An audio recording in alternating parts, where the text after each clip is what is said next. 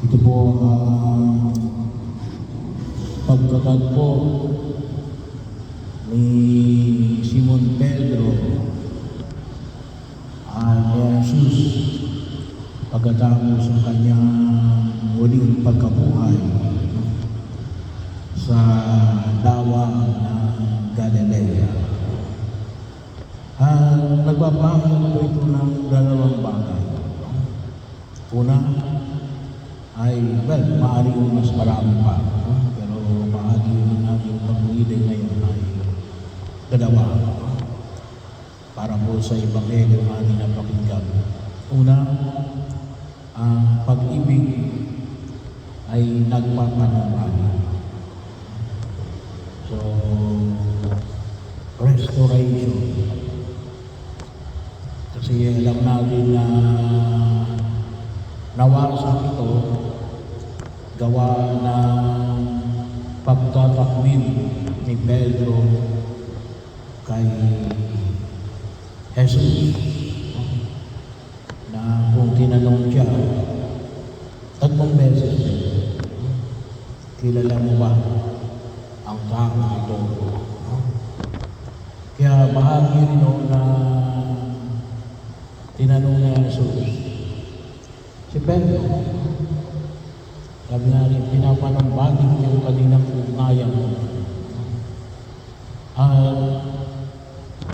Bahagi yun, nasabi nga ho namin, yung aming hypothetical question, kung si Judas kaya ay nagbalik loob sa Diyos. Maaari rin, kaya naman ay sumuko na kaagad si Judas. Pero ito ay maliwanag na ipinapanambalik. Kaya nga sa Jesus, gusto niyo makita na ibinabalik niya ang kanyang pagtitiwala at panunungkulan na ibinigay niya kay Pedro noong panahon na hindi pa siya ipinako sa krus. Kaya bahagi yun, kaya 3 beses niya rin tinanong si Pedro. At yun po naman, huwag natin kalimutan, kasi yun ay isang bahagi na sabi nga po natin ng pag-ibig, ipinapanumbalik, bagamat sabi nga natin ay nasira gawa ng mga karanasan na naging bahagi ng kanilang ugnayan bilang alagad at guro. Kaya yun ang nais sa ipamanig na Jesus. Well, sabi nga mo natin, there is no question kapag sa pag-ibig na Jesus. Yung katanungan na ito ay rin. Kaya ang katanungan na ito itinanong kay Pedro. Iniibig mo ba ako? 3 times. Kaya nga medyo nagtampo si Pedro kasi 3 beses siyang tinanong. Well, siguro baka hindi niya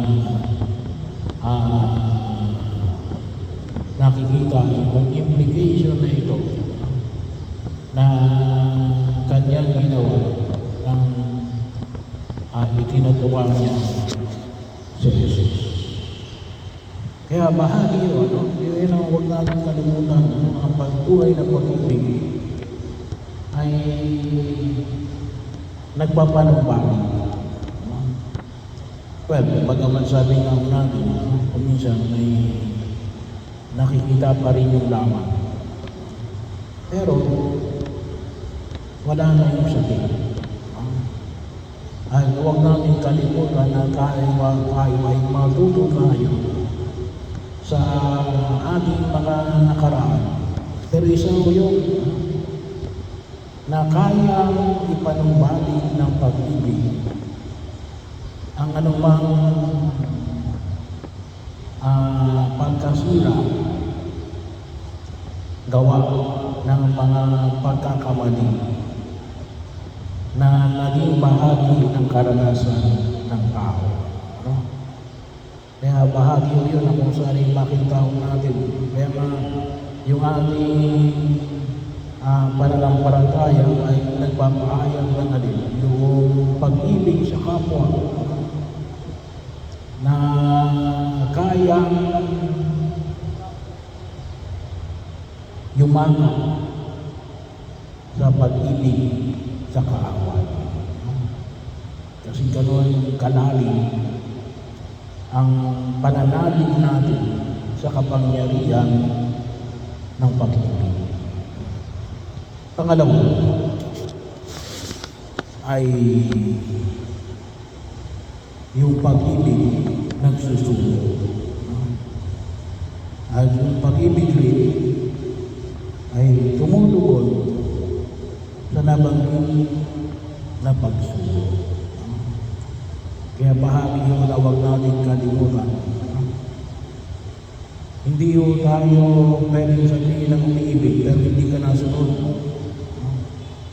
Hindi ho yun. Baka pag ang pinag-usapan natin ay yung pagtugon sa pagtawag ng pagdimisyon. No? Bakit yung sinabi sa misyon? Bahagi yun. Sabi ko may dalawang pagtawag. Yung unang pagtawag ay ang pagtawag sa kabanalan. Yung pangalawa ay yung pagtawag sa pagmimisyon. Kaya maliwanag na sinabi rito, ano yung misyon na itinalaga para kay Pedro. Yun ay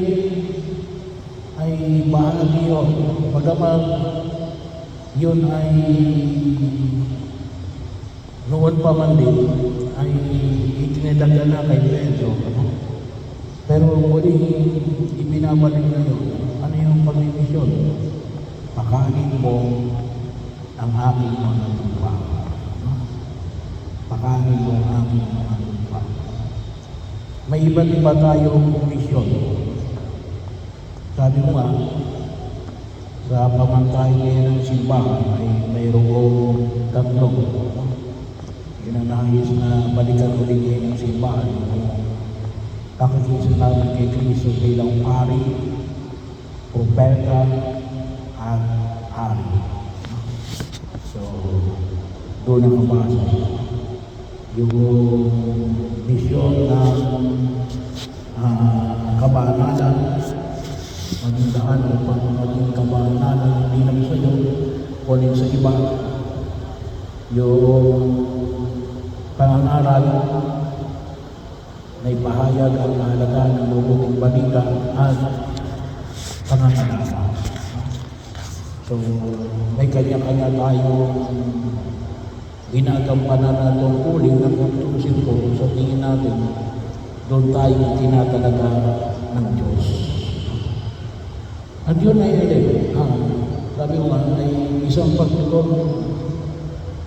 Kaya nga ipinamanig yung pangangalaga na ito ni Pedro sa pangangalaga ng simbahan ng maliwanag kung ginagampanan na ipinamanig din na makikita natin sa mga gawa ng mga apostol.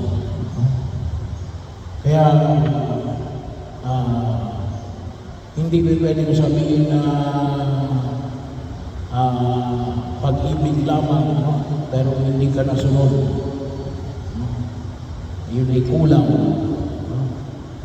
Kinakailangan na humantong sa pagtugon kung saan tayo sinusuko ng Diyos o ng sino mang iniibig natin. Kaya sabi nga, hindi kami pwede, lalong-lalo sa mga kabataan, hindi pwede sabihin na mahal mo yung mga magulang pero hindi ka nasunod sa magulang mo. Bahagi mo yun. Hindi ho pag-ibig yun. Ano? Yun ay alin? Katamaran. At kawalan ng pagkilala. Higit sa lahat saan? Sa iyong kakayanan na nawa ito ay yumabol at mauna ng sagana. Kaya yun po palagi ang binibigyan natin, lalo-lalo na sa mga taong simbahan. Na kapag tinutugunan natin, na sabihin natin, dito tayo din na makapaglilingkod, yun ay pagtugon natin sa misyon na ipinamanig sa atin ng buong may kapal. Yun ay maliwanag na pagkapatunay na atin. Pag-ibig natin sa Diyos. Kasi tayo ay malaya na tumutugon sa misyon na ipinahayag sa atin ng buong may kapal.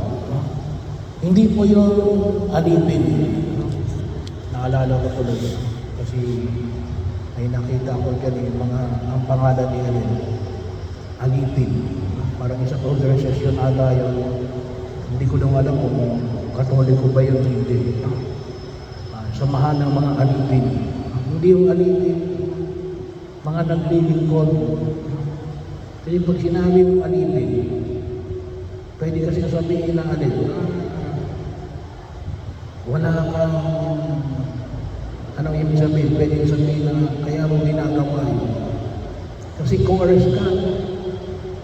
Hindi kaya ay nakatali ka, nabibilitan ka. Yung maglilingkod, kung sinabi mo maglilingkod ka, hindi bahagi ng pag-uusap. Pero hindi mo pwede sabihin na yung trabaho ko naman dito ay volunteer lang.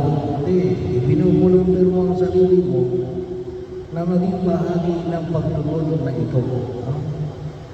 Hindi may pwedeng sabihin na ang pagkilos ko, kung kailan mo lang magustuhan, hindi mo paglilingkod yun.